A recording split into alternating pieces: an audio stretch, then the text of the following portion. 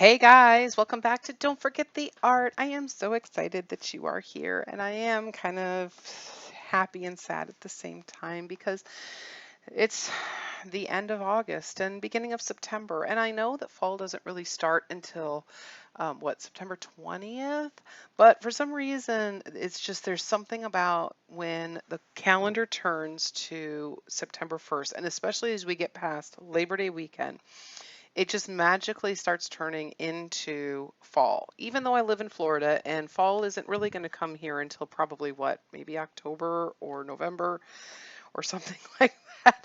Who knows when it's actually going to come here this year. But there's something about that calendar flipping into September that's telling you that it is time for fall. And so as long as we are here at this last little bit of, little bit of summer, I want to celebrate summer. I want to celebrate the end of summer with something that I used to love doing. I still love doing, making something tie-dye. So, little bit of background. So, my sister and my sister's older than I am. I'm the younger of the two. And there wasn't a whole lot that we did together. We just weren't really close as kids. We are now, but we weren't as kids. She was really cool, and well, I wasn't always all that cool. But one thing that was cool that we loved doing together, and I have fond memories of doing with her, is tie dye. And I have done tie dye for pretty much since my, preteen years almost every summer. I don't know, a tradition. I just got to tie dye something. And the tie dye that we used to use was those little packets, and they weren't all that good. You had to blend them the right way, and they were really difficult to control. They have got some really cool kits out right now that I'm not sponsored by anybody, I promise you, but these tie-dye kits are amazing. And this year I even saw that they had some spray ones out. Now, I did not get the spray ones. I got the little bottles, but these are great. I got this at Walmart. I don't know if there's any better prices out there. You can check Amazon. I really don't know. Um, but this was like $12, $13. So you figure with tax, I don't know, under 15. They had bigger selections, they had bigger bottles, they had single bottles that you could buy in the Walmart section. Again, there's probably more stuff out there if you're an Amazon person that you could find out there. These are fabulous. The colors last forever. I've done these over the past few years with my boys, some tie-dye, fun tie-dye projects, and they will last. So the biggest thing you're going to need is some kind of tie-dye. Whatever you use is great. Again, the amazing things about these is that they work really well. If I remember right, and the instructions are inside here, I think you put warm water inside of here, and you got to activate it. The colors last. They're absolutely amazing. Once you activate it, I think you need to use it. I think it said like within 24 hours. We didn't the last few times that we have. We've kind of spread them out over a few days or whatever, but you need to use them up. And so you need white shirts, obviously, or if you want to do bandanas or canvas bags or whatever, the biggest thing that you're going to need is whatever you're going to do. Now, I would recommend shirts. I have boys, so a lot of times when we're doing the fun art projects or messy science projects or whatever, they will, take their shirt off so it doesn't get messy, or they'll go put their tie-dye shirts on, and it's brilliant because even if they spill something on it, you're really not going to notice. It's one of the brilliant things about tie-dye. So I am not at all an expert of tie-dye, just an FYI, but I've done it for a while, so I know some things. I know there are people who can do some really cool designs on these. So go check out their websites or their YouTube channels. The biggest thing is to decide what design you want. So if you want stripes, decide which way you want them to go. And then the biggest thing is to gather up your materials. And it's called tie-dye because literally they would actually use string and tie it up real tight. But if you're anything like me and you want something easier, rubber bands will work just fine. So have these around, and say you wanted stripes or something like that. Ooh, look at that, it just went flying. Then you're going to want to decide how thick you want those stripes. and you are going to want to tie this, and you're going to want to tie it tight. Okay, now just a forewarning, you can actually break the rubber bands, and this is where, you know, actually tying it helps, um, although then you have to take the strings off, and that's kind of difficult too. If you have to cut these, just be careful that you pull it up enough so that you don't cut the shirt, whether you're using rubber band or string. Okay, so that's the first thing. You want to decide, you know, what you want, what colors you want, how many colors you want, you know, the whole shebang, and figure that out. The other one that's kind of a popular one is circles. So if you wanted circles, the biggest thing is figure out how many you want, and how you want it to go. So I think one of my youngest likes to do like a bullseye. So, you know, he kind of likes to start with one spot and then again, just kind of keep going down. And you're going to want to tie it off and tie it off tight. One of the other favorites that we like doing, I always liked, and I always thought it was so difficult until I found out how easy it is the spiral. So I'm going to show you the spiral. And the easiest way that I have found to do it is to take a fork. Okay, obviously don't get this in the die, but this will help you figure out where you want it to start. So let's say I want it slightly off center. Put it down in there. So I mean, we don't want to ruin the fabric, but put it down so it's kind of tight so that it'll catch it, and then just spin it, and then keep going around and going around, and allow everything to kind of come together like so. Then you're going to want to pull out your rubber bands, and here's where it gets fun. The one thing I will say too that I really like about the, you know, these new tie-dye bottles, at least new to me because I didn't know about them when I was a kid, is how much easier it makes controlling the medium of tie-dye. Tie-dye can get pretty crazy, you know, especially if you're trying to dunk one section into, you know, this, we used to have like buckets of it. Well, it was really difficult to control. Like I said, I found some that even have spray bottles now, which is genius, because then you can get these fun designs where it's like darker in some places than it is in other. I'm telling you, tie-dye has come so far since when I was a kid. The biggest thing, again, you want to try to get it pretty tight. And then with each of these sections, you're going to want to try to control, and this is where these bottles come in, so that only right here gets whatever color it is that you're using, if that makes sense. So, you know, you could do, you know, empty out pretty much one whole bottle in there. The colors are so saturated. It is so beautiful. And I would highly recommend it, trying it out. Okay. And again, this is a great way. I know, like for me, brick and mortar school girl, you know, we used to have to wear, you know, have a smock or something for our art class. Or when I had art class in high school, you know, you just knew that you should bring a sweater or something that you didn't care about, or, you know, wear old clothes that day. This is a great way to have your art clothes, you know, kind of set up for you already. And then there you go. It's already done. So if you, whatever day you do art, just put, you know, tell your kids, go grab your clothes, your tie-dye shirt, and there you are. It's, you've already got it all situated. Um, so then you can just, you know, put it in here, all done. Now, for me, once I'm done with this, what I do is I wrap it up in either plastic wrap or put it in a plastic bag. And I think I let mine sit at least overnight, maybe even 24 hours. And then I think I even took it outside and used the garden hose and just hosed it out to get any excess dye off of it. Then I hung it up and let it dry so that the colors would kind of set into it. Again, not a tie-dye expert. This is just what's worked for me. And I let it dry outside. I think I let it dry inside out, on a clothesline outside.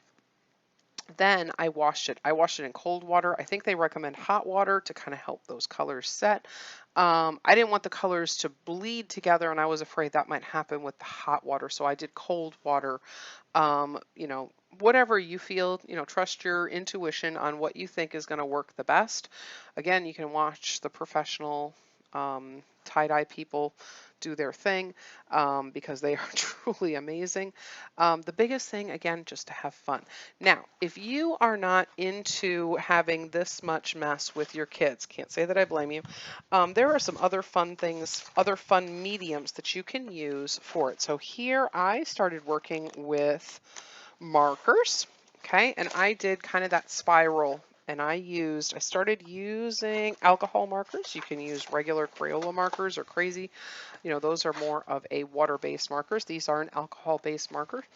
I started with that spiral design, and I went ahead and did that, around in that spiral design. Then I added my secondary colors in there.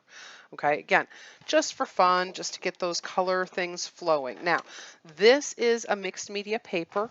You can certainly use your typing paper. Sorry, I got a bunch of stuff going on here. You can certainly use your typing paper if that is what you've got. Just be aware, whatever marker you use is going to bleed through. So this is where having one of these boards comes in handy. I got this at Home Depot before prices went absolutely bonkers. I still have a handful of them in here in my house. If you are local in the Central Florida area, I can get some of those for you. I don't know how much the prices of these have gone up. If they start going back down, I will definitely take a look and see.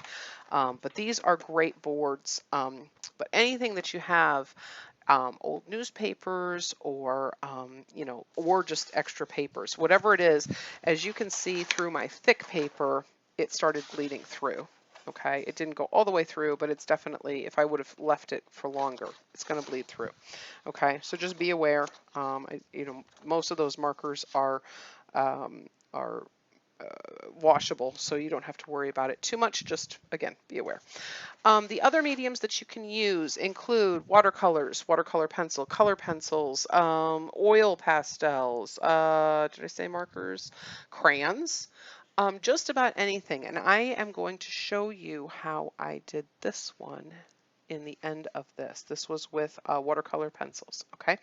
Then at the end, I have a little kind of extra for someone who just wants to play around with watercolors and, learn how watercolors work, especially if you're not maybe into the whole tie-dye thing, um, to just play around with some watercolors and colors and letting things blend around.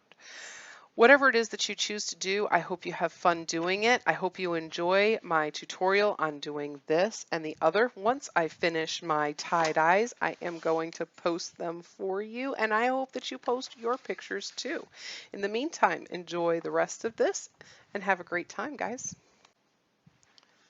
Okay guys, so this is where I started with my tie-dye project. Now again, I am starting with watercolor pencils, and the reason I'm starting with watercolor pencils is because I wanted to show you that this would really work with any medium that you have. So you saw in the beginning that I was using markers. Markers is a great option. So is crayons, colored pencils. If you have watercolor pencils, that's great too. Oil pastels, soft pastels, really anything that you want to work with is going to be so fun and so wonderful for you to work with. I am using watercolor pencils for a few reasons. Number one, I love them. I love the colors that I get from them. I also love the way watercolor kind of blends and plays around. And I wanted to show you that, first of all, this is going to turn out great no matter what medium you work with. This is just one of those projects to get the creative juices flowing, to play around with color, to blend those colors together and see what happens. This is one of those awesome projects to let those happy little accidents happen and have fun with them. That is the whole point of this project here. For sure, it's all about having fun. It's all about play. It's all about celebrating color and summer and everything that there is to enjoy about tie-dye. Tie-dye is something that has been around forever. And it is so fun and it is so imperfect, even the most perfect ones. The coolest things I think about tie-dye is kind of like the reason why I love doing pour paintings. You just never know what's going to happen. until it's done and it happens, and then you get to see the results of, your work and how it is. Once you pull the ties or the rubber bands off and you open up your shirt or your bandana or your canvas bag or whatever it was that you were playing with the tie dye, is when you finally get to see how that all came together. And that's the same thing that I love about tie dye. Watercolors is very much the same. Now, a lot of people have, some serious love or hate relationships with watercolor. It never seems like it's anything in the middle. It's I love watercolors or I hate watercolors, and it's usually the same reasons. It's because it's such an unpredictable um, medium that can be very difficult to work with, no doubt. It is not always the most fun or the easiest to predict what's going to happen. It is unpredictable. And that can be one of the great things about it. It can also be one of the frustrating things about it. And this is one of those to really help you maybe to play around with some of those happy accidents that can happen with watercolors. And that's the biggest thing to know about watercolors, is that it is all sorts of full of happy accidents. It's not perfect. But it can be a lot easier if you know how to control the medium. The medium is controlled by water, which sounds really, really simple, but and difficult at the same time, but it really is very simple. You're seeing me here now starting to activate those watercolor pencils, and watercolor pencils are a lot of fun. Crayola and I think Crazy Art makes them. I know Crayola does. These are a Master's Touch that I'm using now, but like Prismacolor and some of the other big brands make them too. They are absolutely gorgeous. So where colored pencils and crayons are going to have like a wax-based binder to it with the pigment. And those, just like markers and crayons and all of those, are going to blend together if you allow them to do that. Oil pastels have an oil binder that takes the pigment, binds them with oils, and you can blend them together very nicely. We did that last year, if you remember.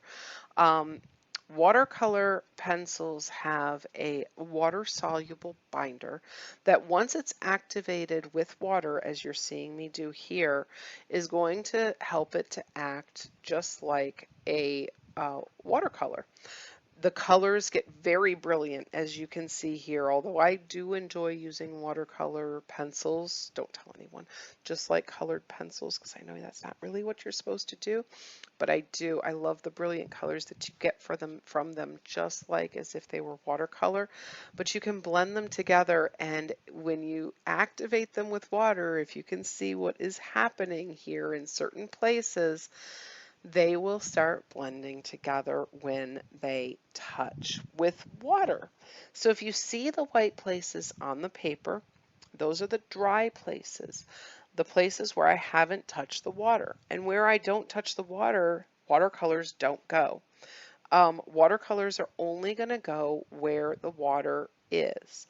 And so if you allow for white space, dry space in between those, ooh, look at what just happened there.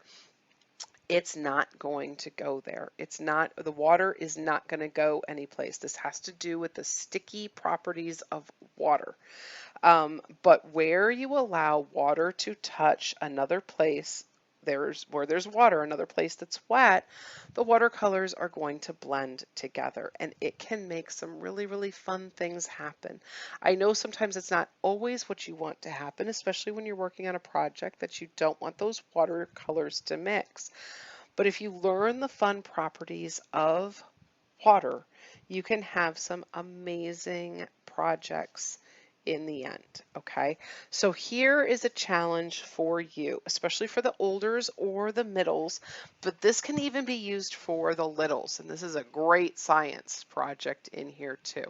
So I drew some circles, I'm lightly erasing them here, And I am going to start with, this is my watercolor palette here. So I'm going to start with some circles. As I said, drew some circles, and I'm starting with just plain water. And I am going to put groups of families here and let these watercolors do what they do best. So I'm starting with some blues, some light blue, some medium blue, and some darker blue. And then I am going to move the board that I am painting on and let those watercolors play around and do their thing and blend together. This can be fun, and you can do complementary colors, you can do group families, you can just put any colors down and let them blend together and see what's going to happen. And the beautiful thing is, it really doesn't matter, because this isn't a project that you have to worry about how it turns out. This is just playing around. This is a wonderful way for you to know how watercolors work, because you see, as I moved that board, the places that were wet, the places where I gave the path for the water to blend, the water went there. But you'll notice that those orange spaces are not moving over to the blue space. The purple spaces are not moving over to the orange spaces.